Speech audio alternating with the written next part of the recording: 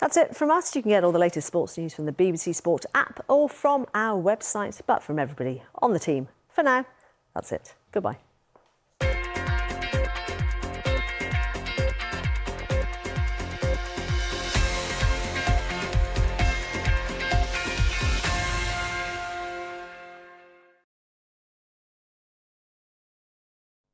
Hello. Let's get the latest on the weather around the world. We head to North America first of all, an area of low pressure pushing out of the north of the US across the Great Lakes through central portions of Canada. This dangling cold front has been generating some really severe thunderstorms. Still quite a lot of rain on that frontal system on Monday, but not as many severe storms. These most likely down towards the Gulf Coast. Now, further south in Mexico, most places will be dry with some sunshine, 27 degrees there for Mexico City. But we do run into some showers further south across Costa Rica and Panama, and also more generally across central and eastern parts of the Caribbean. A band of heavy, thundery rain affecting northern parts of Argentina, Uruguay, at times fringing into Paraguay and southern Brazil. The ongoing risk of flooding here to the north of that rain band, some real heat to the south of it, something significantly cooler. And then to Europe, we've got weather systems out towards the west, bringing bands of cloud and outbreaks of rain. But ahead of that, some warm air being drawn up from the south. So in the sunshine in Berlin on Monday afternoon, 22 degrees, 26 the high in Warsaw.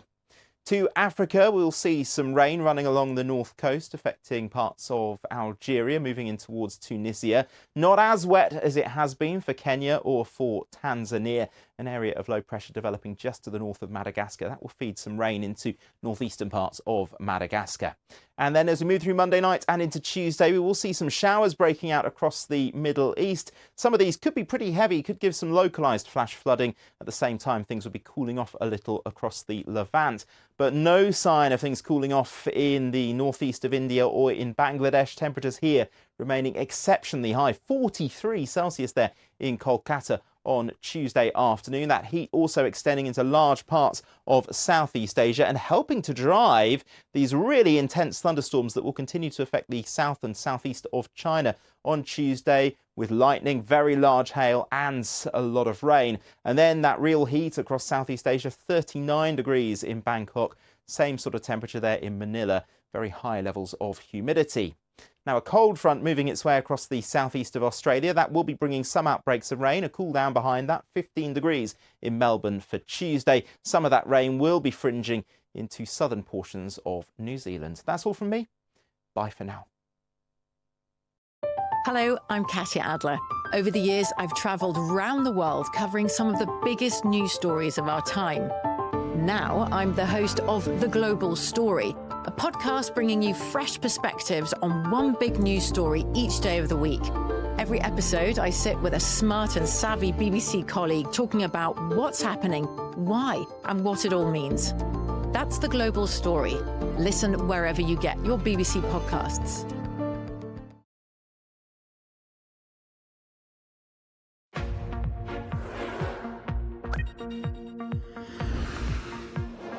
It's the first US presidential rematch in almost 70 years, with the polls suggesting it will be a tight race decided by narrow margins. Get the latest headlines in the BBC app. Get in-depth coverage from this historic election campaign on bbc.com/news. Follow the story on the US election with BBC News.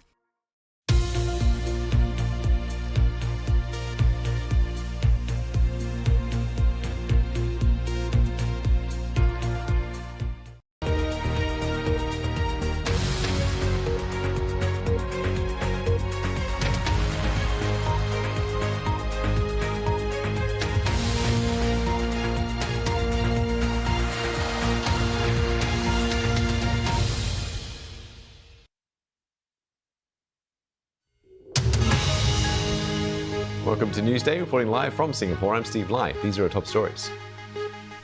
Joe Biden and Benjamin Netanyahu speak about the ongoing war in Gaza and say there are plans to open new aid delivery routes starting this week. Ukraine's commander-in-chief says the situation on the front line has worsened after rounds of Russian attacks. The UK's Rwanda asylum policy enters its final phase as a report suggests the detention of asylum seekers ready for deportation would begin later today. We'll look at what the UK can learn from Australia about offshoring asylum and speak to a man who spent 6 years in a Papua New Guinea processing centre. Live from our studio in Singapore. This is BBC News. It's Newsday.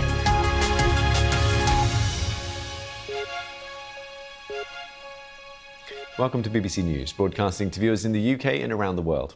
Now we start in the US, where the White House has confirmed that President Biden has spoken to Israeli Prime Minister Benjamin Netanyahu about the situation in Gaza. In a statement, the White House said that the president reaffirmed his ironclad commitment to Israel's security.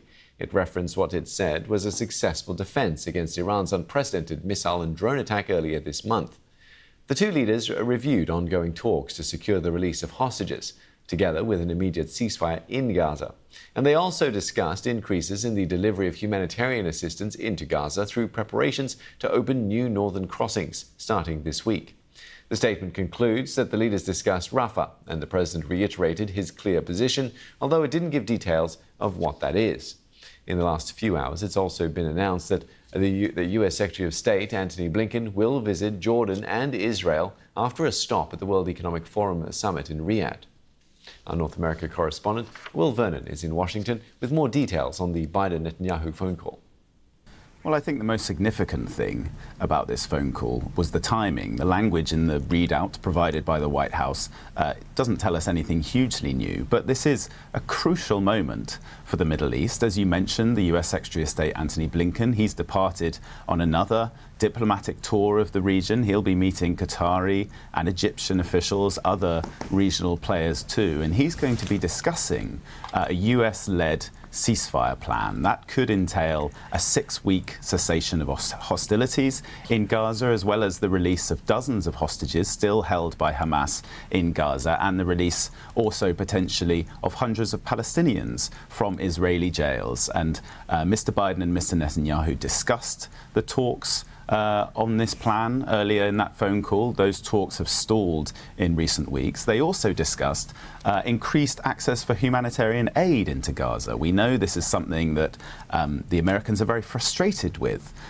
President Biden has spoken about this many, many times before. There was that tense phone call, wasn't there, another one 3 weeks ago, between Joe Biden and Benjamin Netanyahu, in which the US president essentially gave his Israeli counterpart an ultimatum: take concrete steps to improve the humanitarian situation in Gaza and let more humanitarian assistance in. Otherwise, US policy over the war could change. Now, since then, we know that the Israelis have increased the amount of assistance going in, but aid agencies say that's still not enough. As the diplomatic efforts to secure a ceasefire continue, the United Nations is warning of looming famine in northern Gaza, where it says 70% of the population is facing catastrophic hunger. On Sunday, Israel's military said the amount of aid going into the territory will be scaled up in the coming days and that the issue is a top priority. Now, the BBC isn't allowed to report from inside Gaza, but BBC News has obtained exclusive access to footage filmed by an American doctor recently returned from northern Gaza, where the crisis is most acute. Fergal Keane sent this report, and a warning you may find parts of it distressing. This is the story of a doctor who travelled to hell.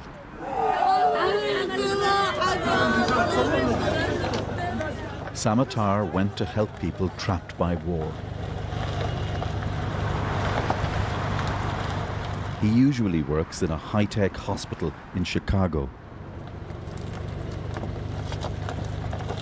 In Gaza, his skills and mental strength will be tested to their limits. Immediately upon crossing the border, we were met with that familiar stench of just millions of people packed on top of each other, living together. In some pockets, the air you breathe, you feel like you're decaying just breathing it because there are just so many people. The crisis is constant.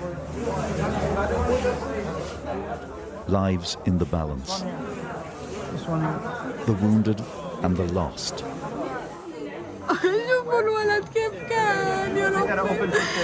The mother who will not leave the side of her dead boy. You have no CT scans? No CT scans. So you just watch them and hope for the best? Yes. Rami with shrapnel in his brain, but no equipment to properly investigate the damage. Are you okay? Yeah. Long day. It is the great paradox of all war that in the midst of slaughter, so many will risk their lives for humanity. The doctor whose daughter was killed comforts Rami's mother.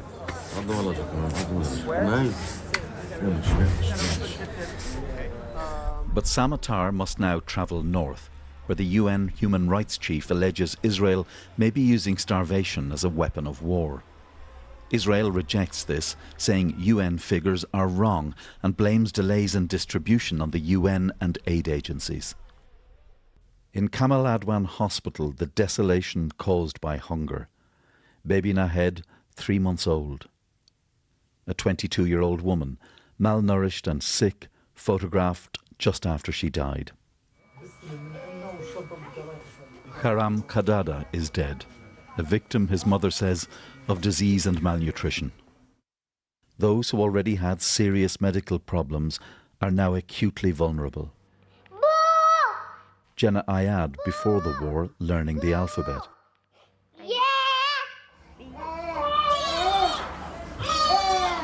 She already had a condition that made it difficult for her to absorb nutrition. Now she's bedbound by sickness and the trauma of what she's seen. So this is Jenna. She presented, you said, as a skeleton? Due to malnutrition, since she's just skin and bone. A child Sam had to leave behind, like so many others in this war. Jenna's mom came to me and just was saying, I thought we were coming with you. Like, what's happening? Why are you going and we're staying? And it's because the convoy was only approved for the delivery of food and fuel and not for taking any patients back.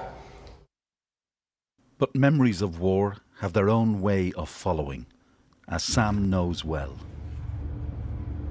I left a piece of my soul in Gaza, and I do hope to go back. I'd say it's the best time of my life, but the worst time of my life.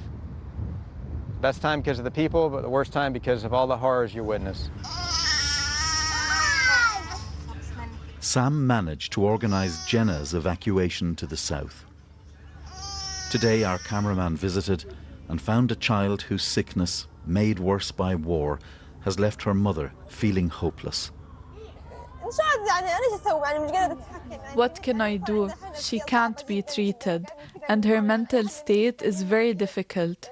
She doesn't talk at all whenever anyone talks to her.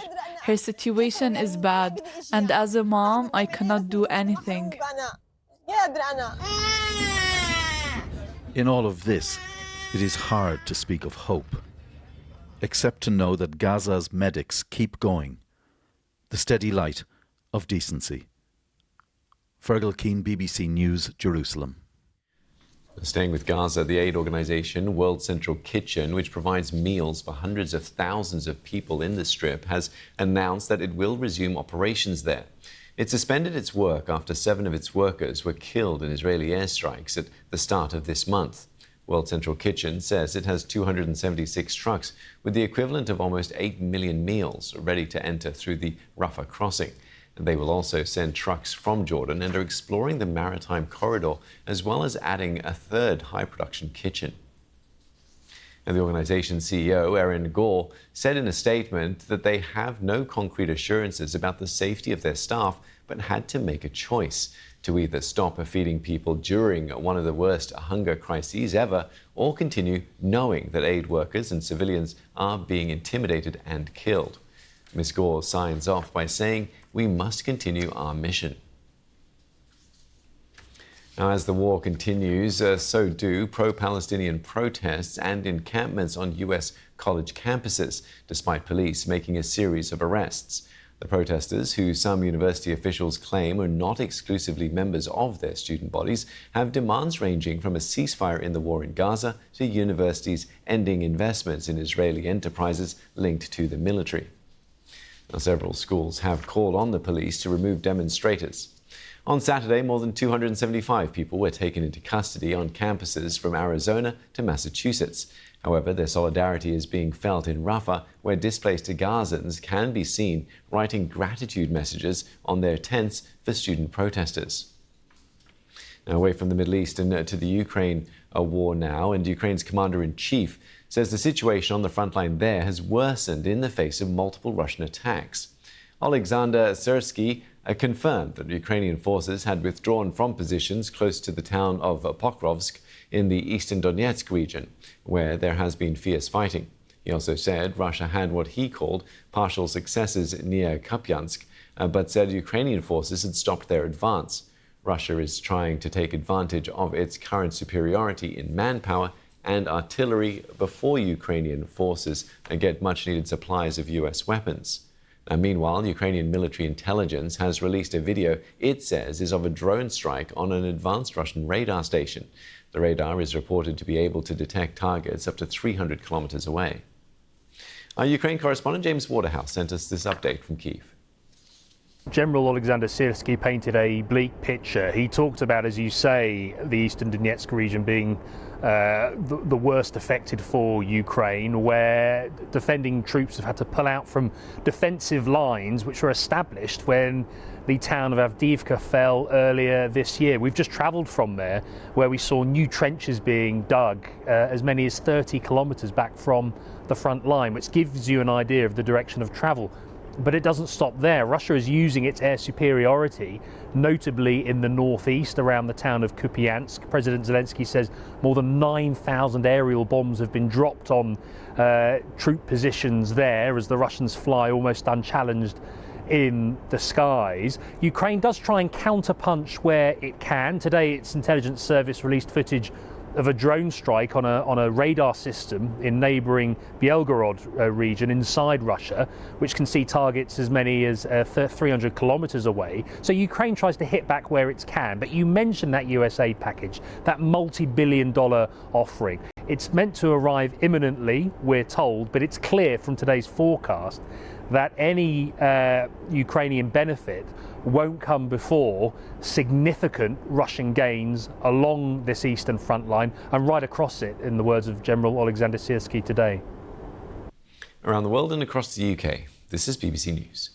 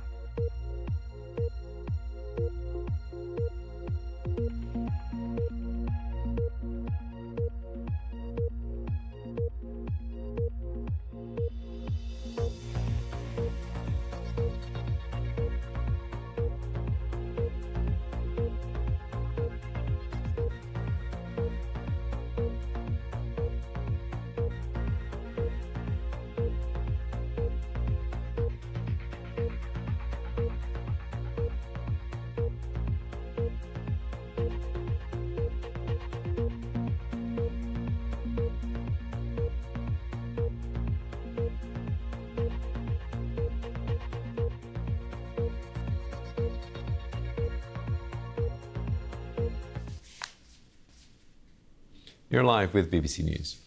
To the UK next, and the Home Office says it's entering the final phase of putting its Rwanda policy into practice. A report in the Guardian newspaper suggests the detention of asylum seekers ready for deportation would begin on Monday. A Home Office spokesperson said at some stage people would inevitably start being detained in preparation for the first flight, which is due to take off in 10 to 12 weeks. It comes as a record number of people were detected crossing the English Channel in small boats in the first quarter. That's led to tragic outcomes, with people on overcrowded inflatables drowning in the Channel. Now, the first flights could take place in July, and the BBC understands there are currently 52,000 people who could be considered. £240 million has already been paid to Rwanda by the end of last year, and the cost is expected to be at least £370 million over 5 years. Now, the scheme follows a similar model to Australia's Stop the Boats policy, in which asylum seekers were processed offshore in Nauru and Papua New Guinea over 2 decades. Now, that policy sparked legal challenges and condemnation from human rights bodies, but the Australian government maintains that it was successful in deterring people from reaching the nation's shores. The Manus Island camp in Papua New Guinea was closed in 2017, but dozens of people remain on Nauru. The British government even asked the former Australian Foreign Minister, an architect of the policy, to help oversee the plan to send migrants to Rwanda. So how successful was Canberra's policy, and what was the cost? Well, today I'm joined by someone who was affected by it personally, writer Behruz Bouchani, who was held for 6 years in Papua New Guinea and now lives in New Zealand. Behruz, thank you so much for joining me today. Could you start by telling us about your experience and what lessons do you think might apply to the UK's Rwanda policy? Thank you very much for having me. First of all, I should mention that in the report you say that the Manus prison camp was closed in 2017, but actually it was closed in 2019. But generally, I think the history of Australia detention system and I call it exile policy in Nauru and Manus Island is very clear. It's been recorded by human rights organizations. It's recorded by journalists and people who have been writing to expose that system. And definitely the UK and people in UK can learn a lot from what Australia has done.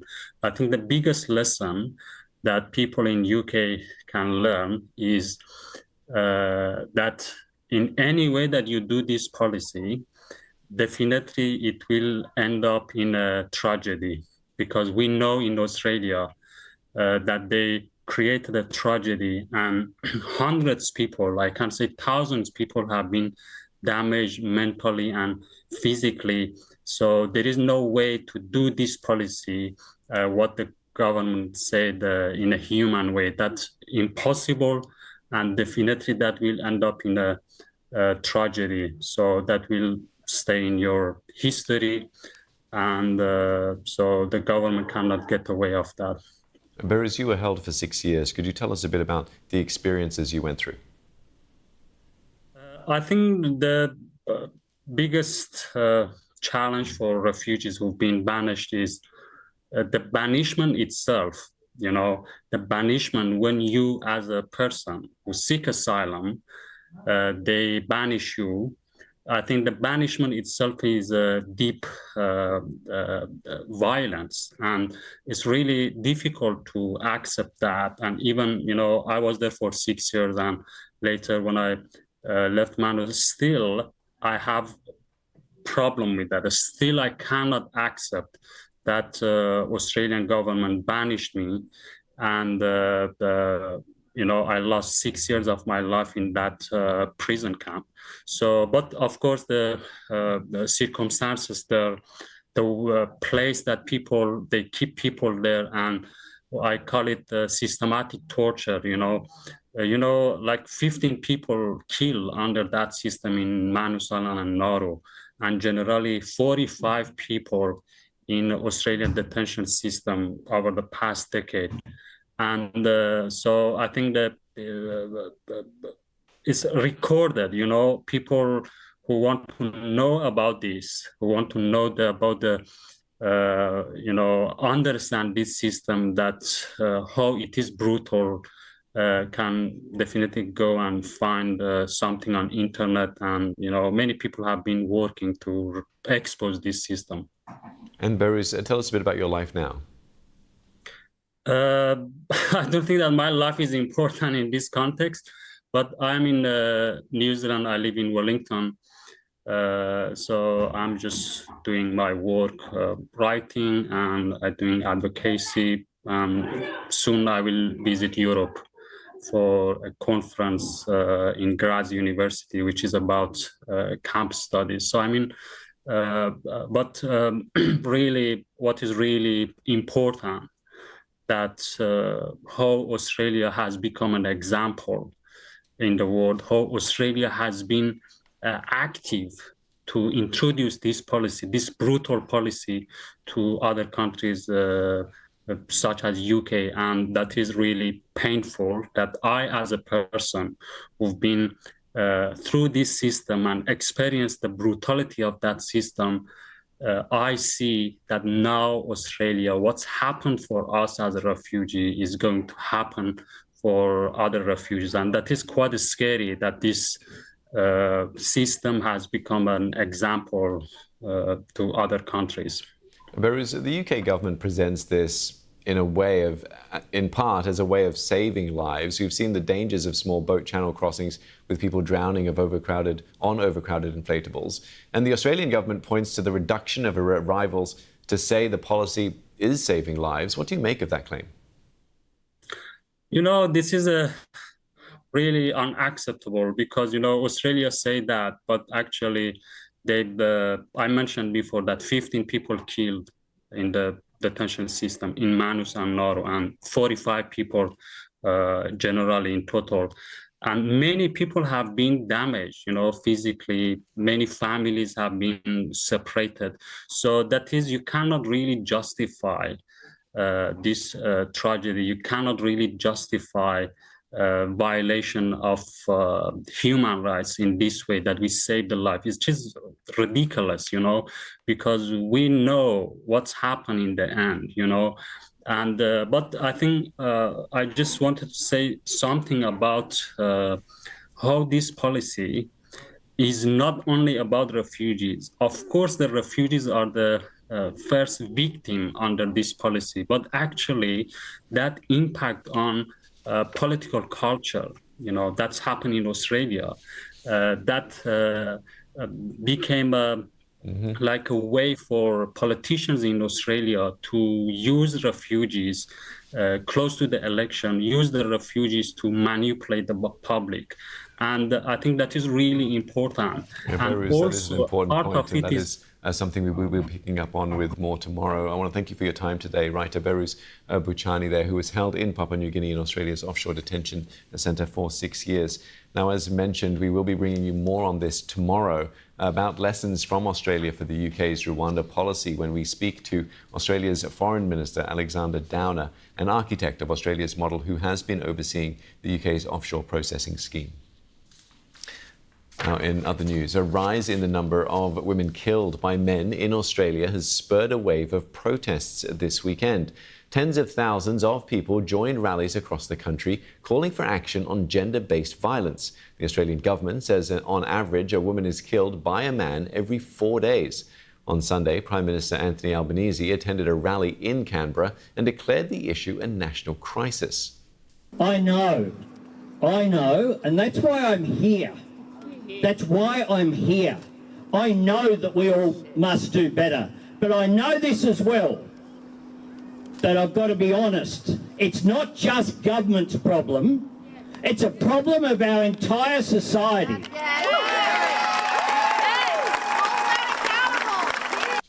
But the Prime Minister's comments were not celebrated by all. One of the rally organisers, Sarah Williams, who you might have noticed crying behind Mr Albanese in that clip, said his lack of political action was disappointing.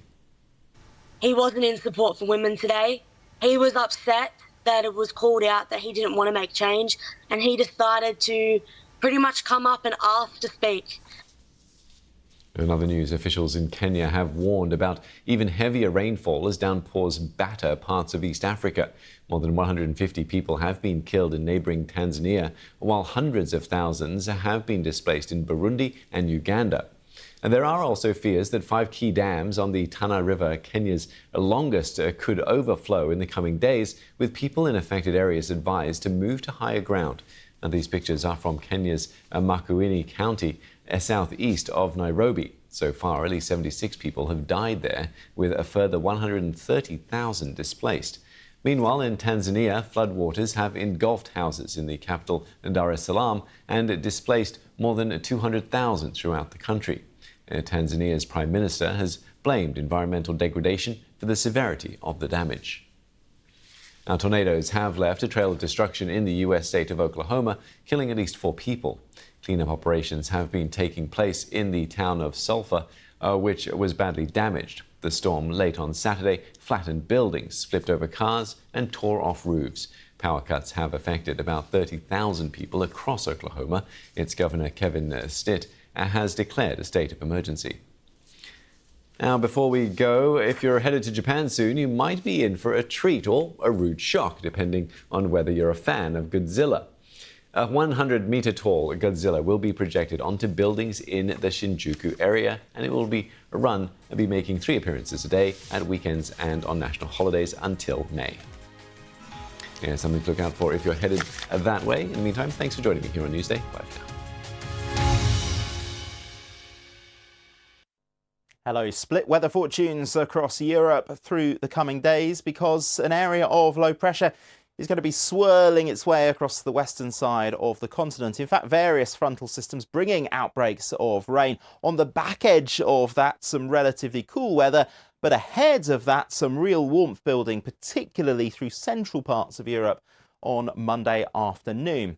Let's take a closer look at Monday afternoon's prospects. Some showers just spinning across parts of Romania, Bulgaria and down into Turkey. Greece looking fine with some sunshine, lots of sunshine across the Balkans, warm for the time being in Italy. But this band of rain affecting the eastern side of Spain, up into southern portions of France. Behind that on the cool side for Madrid and for Lisbon. Some pretty heavy downpours moving across parts of the UK and the Republic of Ireland. But 22 degrees there in Berlin in the sunshine. Those temperatures perhaps climbing a little bit further on Tuesday as the winds go around to more of a southeasterly direction. So middle 20s Celsius likely in Berlin and in Warsaw. Still, though, some heavy downpours across the southwest of Europe where it will be cooler. As we take a look further ahead, those showers are going to eventually arrive in Rome, and that will bring a quite significant cool down, 19 or 20 degrees the high here by Wednesday and Thursday, but still some warmth to come in Berlin. Those temperatures only slowly dropping as we head towards the weekend.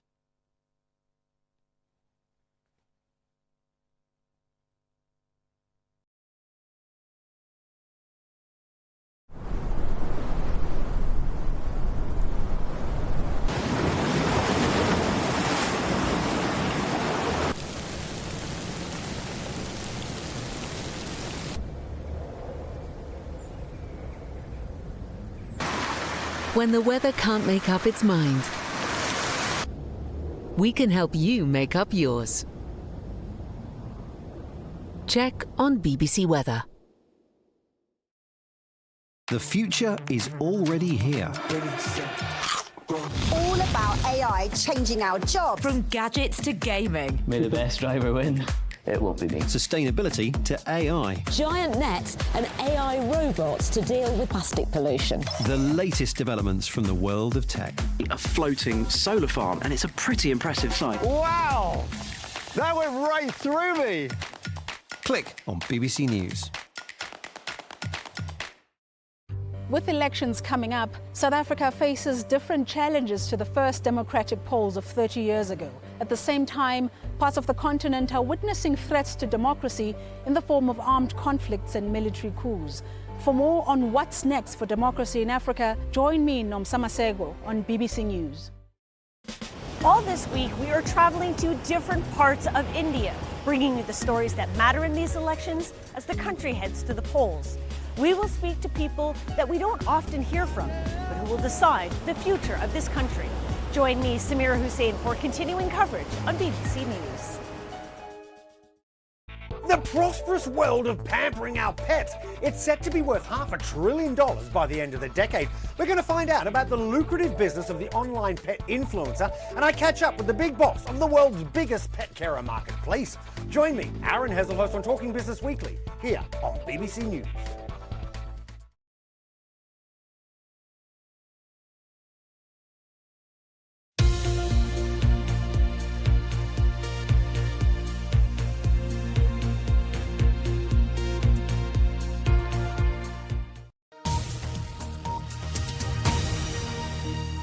Live from Singapore, now on BBC News Asia Business Report.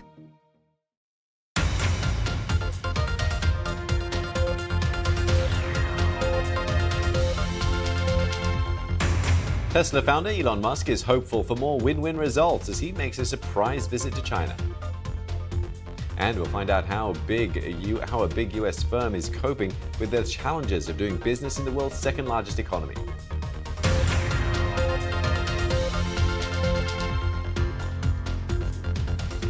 Hello and welcome to Asia Business Report this Monday morning. I'm Steve Lai. Now, Tesla's chief executive, Elon Musk, says he hopes to deepen cooperation with China to achieve more win-win results. The comments came after he made an unannounced visit to the country, where he has met Chinese Premier Li Qiang. Mr. Musk is expected to make a case for the enabling of a self-driving feature on Tesla cars, among other priorities. He cancelled a trip to India earlier this month, citing very heavy Tesla obligations. Our business reporter David Waddell has more. Here's Mr. Musk's challenge. He's trying to sell Tesla's full self-driving software to more users, to more drivers. That's the software that enables vehicles to drive autonomously with a driver behind the wheel but not operating it. That's available in North America, both in the US and Canada. But on Friday, a US report tied its wider range of autonomous driving modes to at least 13 crashes, including one death.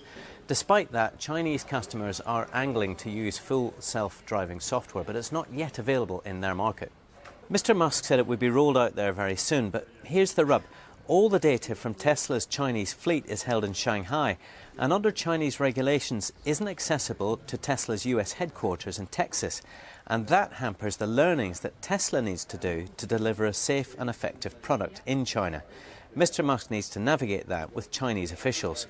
Once the Premier, Li Qiang, now he's been making very positive noises, saying that China's market will always be open to foreign-funded firms and that Beijing would provide a better business environment for the likes of Tesla.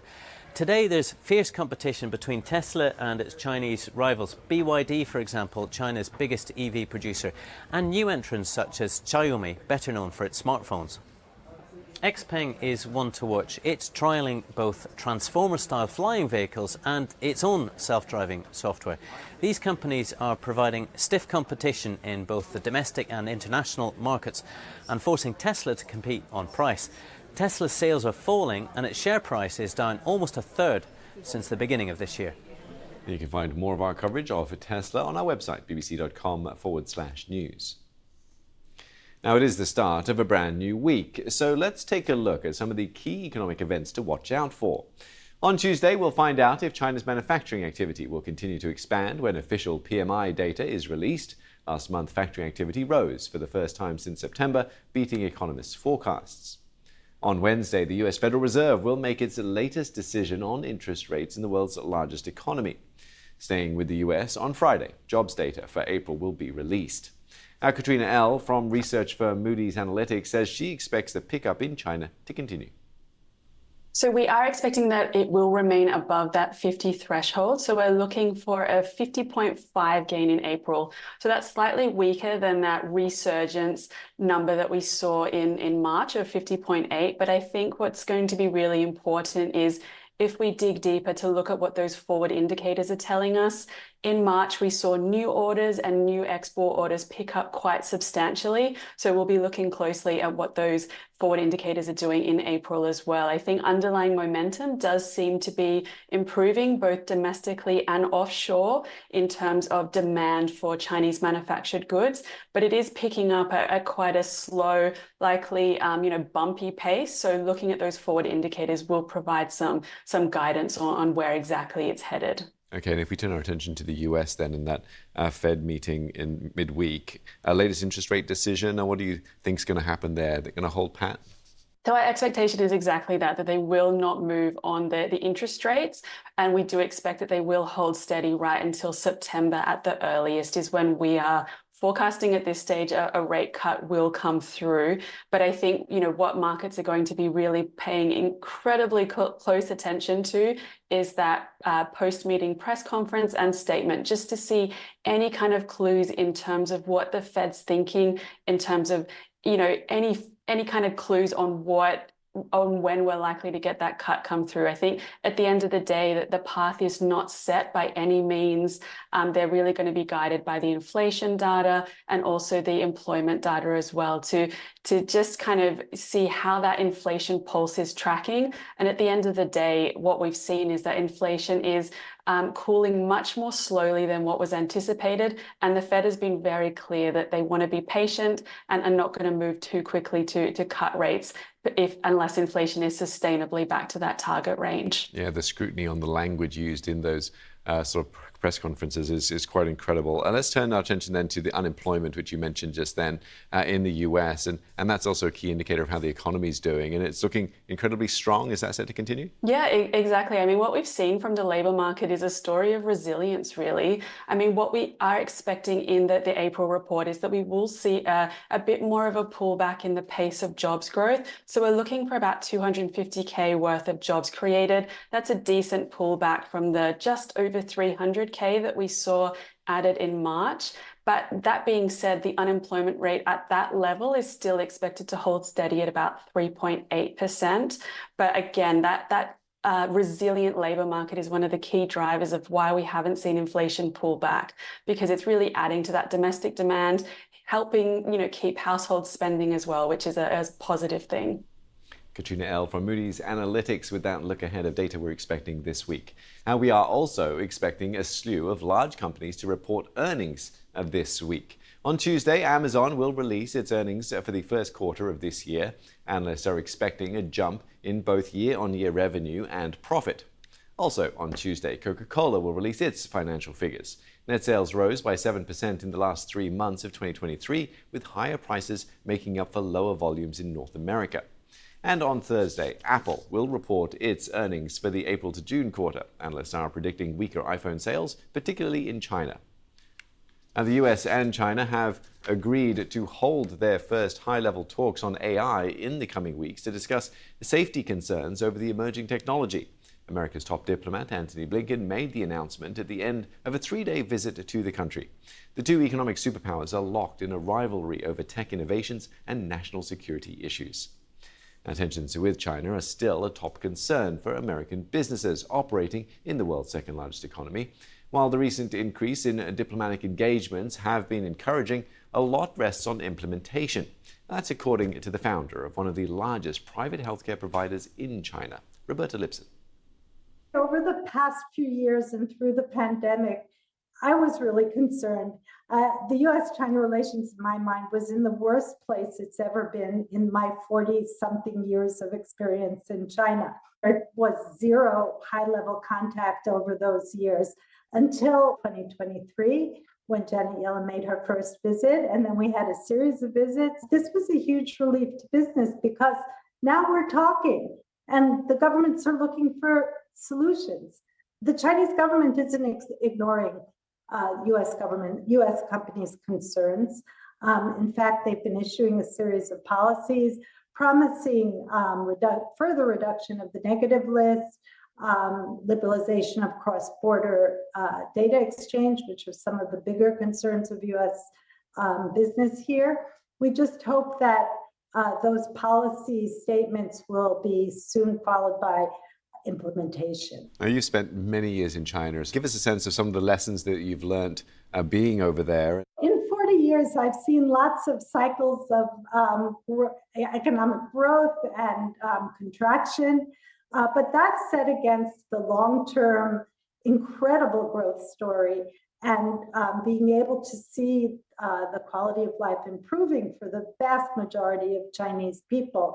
So I think my biggest lesson is it's really important to take the long view. I want to get your thoughts on the next frontier of healthcare. What are you most excited about in terms of healthcare technology and AI? We've seen the digitalization of healthcare over the 3 years of the pandemic really progress. So United Family Healthcare, my company, in addition to our 11 hospitals across the first-tier cities in China and our 20-something clinics, we also have a national internet hospital where we can provide consultations online to people all over China. We've also been able to take advantage of AI for diagnostic support. We have great hopes also that AI will be helpful in personalized medicine, which is the new frontier in cancer care. And this is going to be huge for the aging society, and certainly taking more advantage of AI and digitalized medicine will take some of the burden of the government that's coming from the healthcare needs of an aging society. Roberta Lipson there talking about the healthcare sector in China, as well as more broadly what it's like for American companies to do business in the country. Now, Hong Kong's finance chief says he expects gross domestic product to grow between 2.5% and 3.5% for the first quarter. Paul Chan says he expects those figures, which will be released on Thursday, to show moderate growth for a fifth consecutive quarter. Hong Kong has been looking for ways to boost its economy by increasing tourism and easing the cost of property transactions. And I'll have more business news for you in the next hour right here on Asia Business Report. See you soon.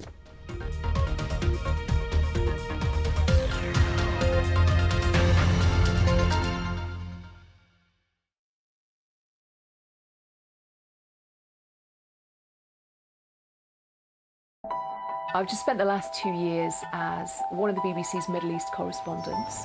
When news breaks, that's the moment when you can feel your heart rate starting to go up. You can feel the adrenaline start to pump.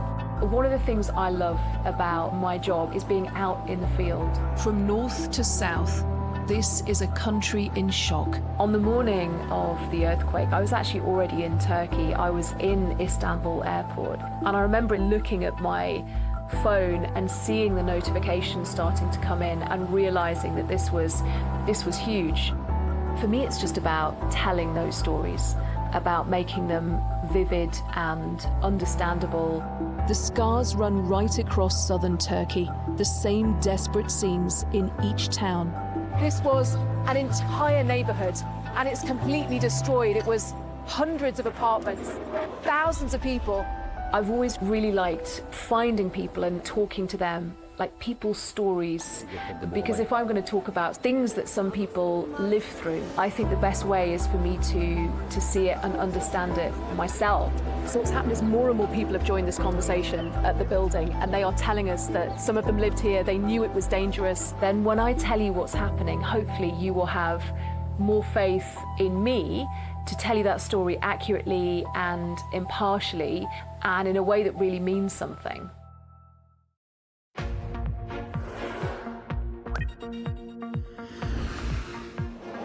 It's the first US presidential rematch in almost 70 years, with the polls suggesting it will be a tight race decided by narrow margins. Get the latest headlines in the BBC app. Get in-depth coverage from this historic election campaign on bbc.com/news. Follow the story on the US election with BBC News. Here in the Maldives, sandbanks like this appear and disappear, and that really influences the way that the people live and adapt. Can you hear the sounds of the wildebeest? It's everywhere, isn't it? 3D sound. Yes. Something you can't get anywhere else. It's just beautiful. Any kind of weather problems that you can imagine, we got them here. We have earthquakes, we have tsunami. Let's hope we have none of those things today, right? Almost all the pine honey in the world comes from this little corner of Turkey. We are Madagascar! We are Madagascar! A lot of black people think they cannot go to the water for surfing, and they can do it. Everybody can surf it. Everybody can do it. Everybody can surf. Inspiring travel on the BBC.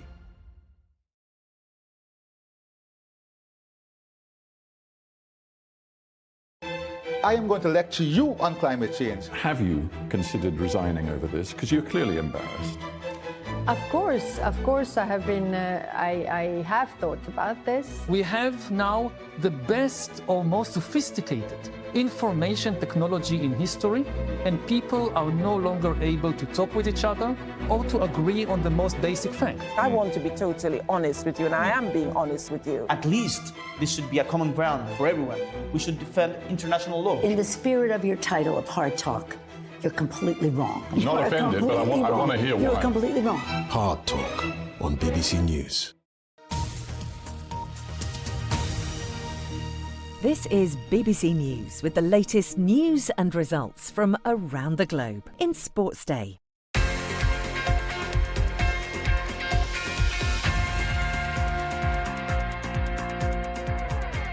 Hello and welcome to Sports Day. I'm Karthi Gnanasubhan. These are the headlines.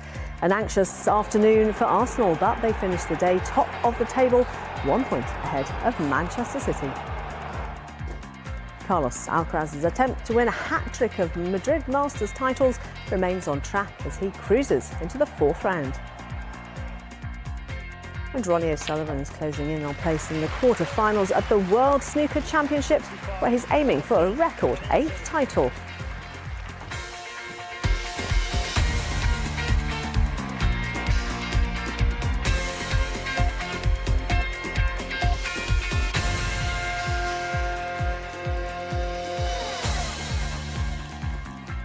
Hello, welcome to the programme. Arsenal held on in a tense match to beat local rivals Tottenham Hotspur 3-2 and at the time moved 4 points clear at the top of the English Premier League table in their North London derby on Sunday. But with second place Manchester City able to close the gap a little later. You know how much it means to North London, this match, and we were really efficient in the first half. We were really good at the start of the second half and with the chances and the control that we had. But we gave it away. We made a huge mistake. And, it's great. When at the end you manage to win it, it's great. It was tense at the end, yeah. It's a difference of where we're at the moment, where we want to get to, you know. It's about the details, you know, making sure you're always focused every minute of the game, you know, whether that's transition moments, set pieces, and, you know, we're still not there, you know, we're still, and against the best you pay a heavy price for it, you know, maybe you might get away with it against other teams, but, you know, Arsenal were good at taking advantage of our sort of lack of focus on the details, and then you give yourself a mountain to climb. We defend really good the box, really good with Manu and Nathan, especially in Josko. And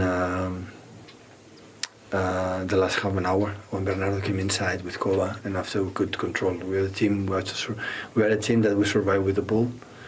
It's a lot of games in our, you know, that we knew it that would be difficult today for many reasons, and yeah, if we could move forward.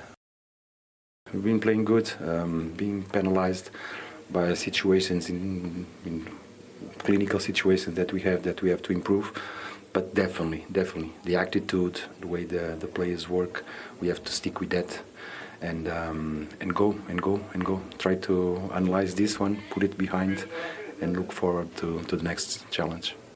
Bournemouth beat Brighton 3-0 to move up to 10th place in the table on 48 points. That's their highest ever total. Really, really happy. I think players deserve these points. They are performing really well. Even at the beginning, when we were not getting the results, they were pushing and we were, I think, playing well.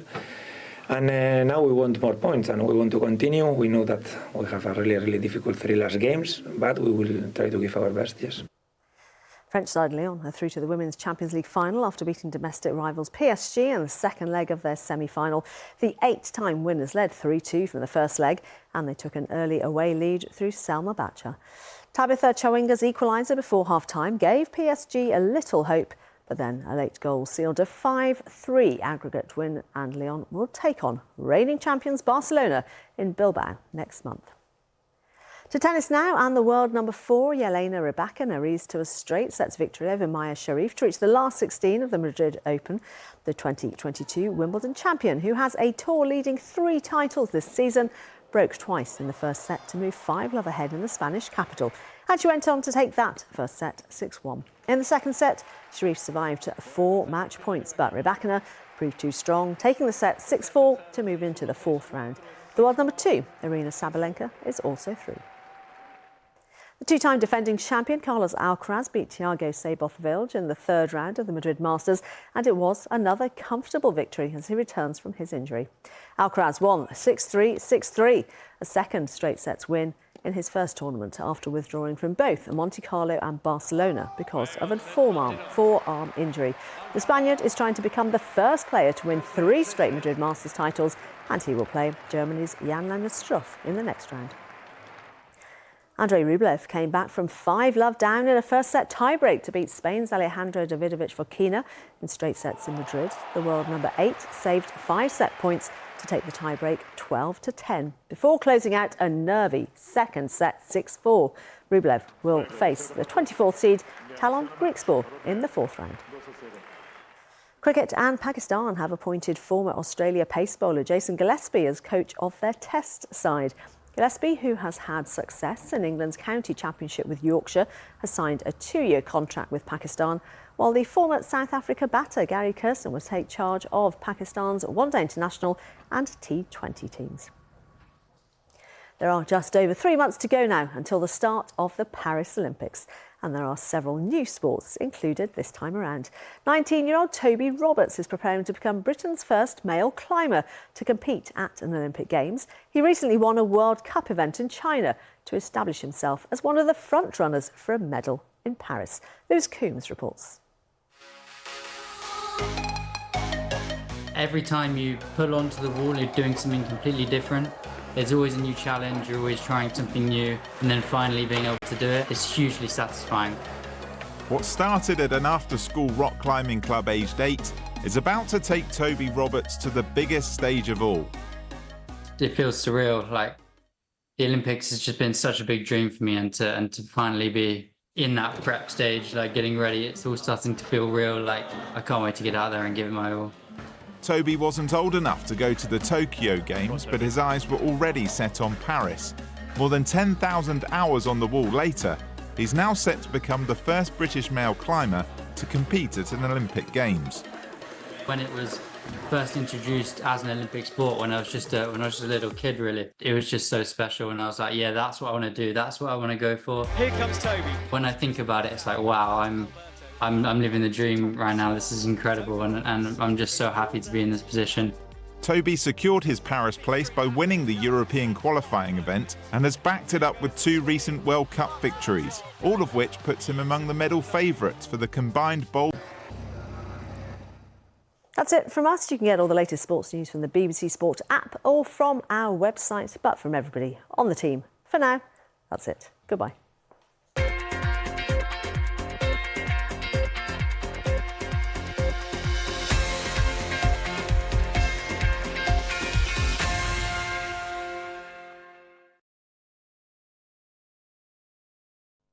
Hello. Let's get the latest on the weather around the world. We head to North America first of all, an area of low pressure pushing out of the north of the US across the Great Lakes through central portions of Canada. This dangling cold front has been generating some really severe thunderstorms. Still quite a lot of rain on that frontal system on Monday, but not as many severe storms. These most likely down towards the Gulf Coast.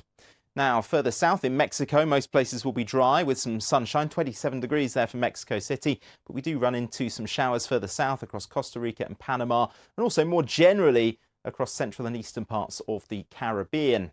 A band of heavy, thundery rain affecting northern parts of Argentina, Uruguay, at times fringing into Paraguay and southern Brazil. The ongoing risk of flooding here to the north of that rain band, some real heat to the south of it, something significantly cooler.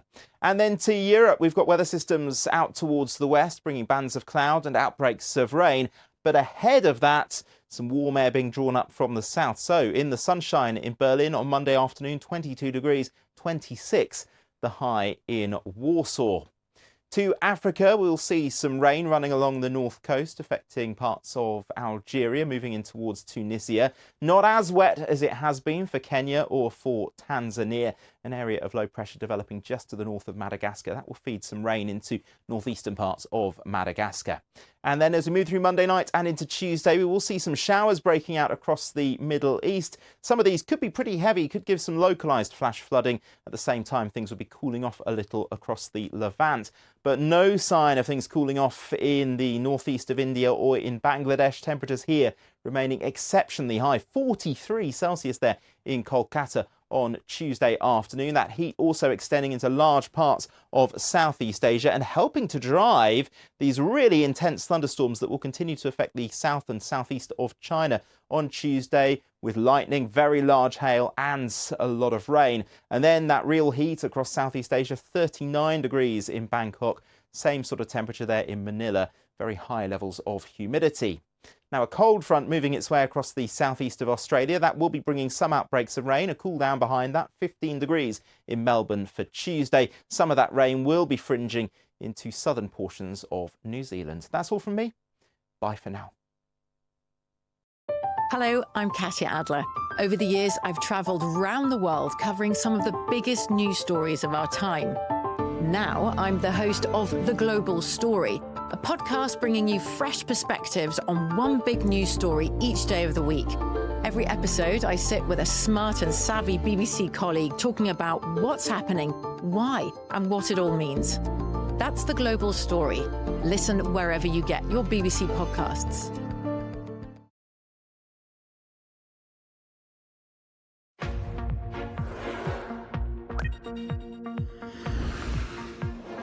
It's the first US presidential rematch in almost 70 years, with the polls suggesting it will be a tight race decided by narrow margins.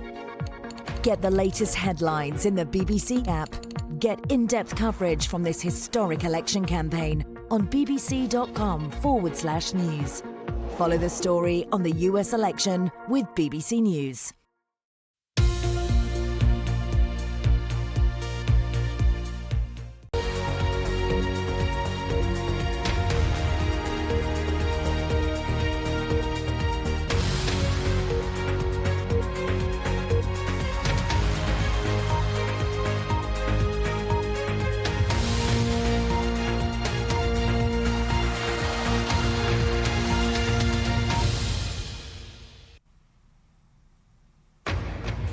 Live from Washington, this is BBC News.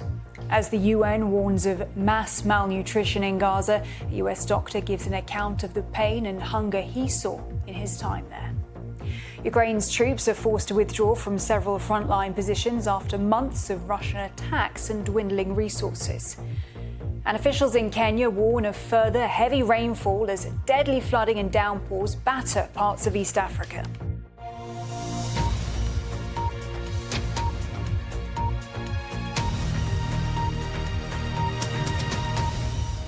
I'm Helena Humphrey. Good to have you with us. The United Nations says that famine is looming in northern Gaza. It says 70% of the population there is facing catastrophic hunger, while Israel's military says that aid deliveries will be scaled up in the coming days and that the issue is a top priority.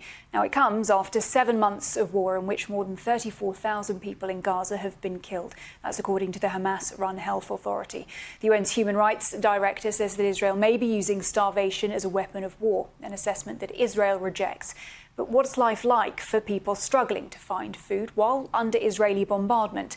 Israel and Egypt won't allow the BBC to report from inside Gaza, but the BBC has obtained exclusive access to footage filmed by an American doctor who's recently returned from the north of the territory, where the crisis is most acute. Vogel Keane sent this report, and you may find parts of it distressing. This is the story of a doctor who travelled to hell.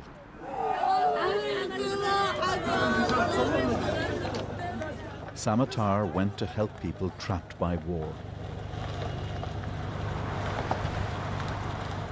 He usually works in a high-tech hospital in Chicago. In Gaza, his skills and mental strength will be tested to their limits. Immediately upon crossing the border, we were met with that familiar stench of just millions of people packed on top of each other, living together. In some pockets, the air you breathe, you feel like you're decaying just breathing it because there are just so many people. The crisis is constant. Lives in the balance. The wounded and the lost.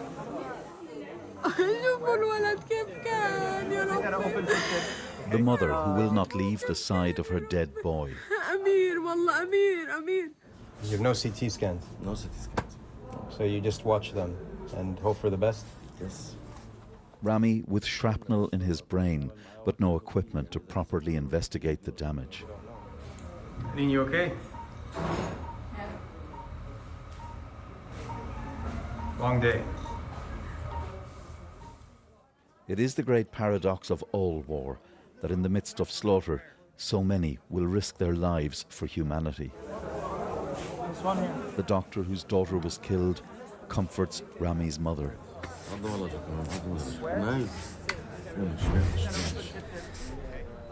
But Samatar must now travel north, where the UN human rights chief alleges Israel may be using starvation as a weapon of war.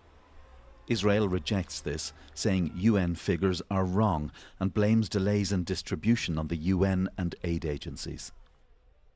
In Kamal Adwan Hospital, the desolation caused by hunger. Baby Nahed, 3 months old.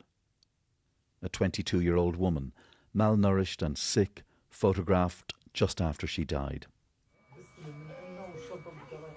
Haram Kadada is dead, a victim